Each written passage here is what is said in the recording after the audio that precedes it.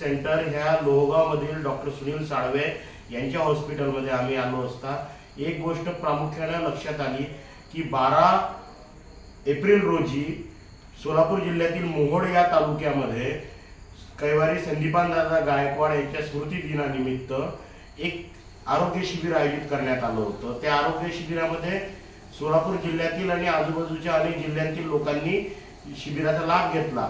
अशातल्याच एक आजी ज्या सोलापूर जिल्ह्याच्या मूळ रहिवासी आहे बार्शी मधल्या त्या स्वर्गीय संदीपानदादा गायकवाड यांच्या स्मृतिप्रित्यर्थ आयोजित शिबिरामध्ये डॉक्टर साळवे यांच्या निरीक्षणात आल्या। डॉक्टर साळवेंनी त्यांना निरामय पॅरालिसिस सेंटरची माहिती दिली आणि फक्त माहितीच दिली नाही तर त्यांनी त्यांच्या हॉस्पिटलमध्ये त्यांना ॲडमिट करून घेतलं आणि सेवा शुश्रूषा सुरू केली। याला म्हणतात बोले तैसा चाले त्याची वंदावी पाऊले। म्हणजे डॉक्टर सुनील साळवे फक्त बोलले नाही तर त्यांनी करून दाखवलं आणि खरोखर सोलापूर जिल्ह्यामधल्या बार्शी तालुक्यातल्या एका आमच्या आजी आहेत ह्या पॅरालिसिसने ग्रस्त आहेत, त्यांना कुठंतरी साळवेंच्या प्रयत्नांमध्ये तथ्य वाटलं म्हणून त्या इथपर्यंत आल्या आणि आज ॲडमिट झाल्या आणि आज त्यांच्या चेहऱ्यावर आनंदाचे हास्य उमललेले आहे आणि भविष्याचा एक फार मोठा आशावाद त्यांच्या चेहऱ्यावर खुलून दिसत आहे।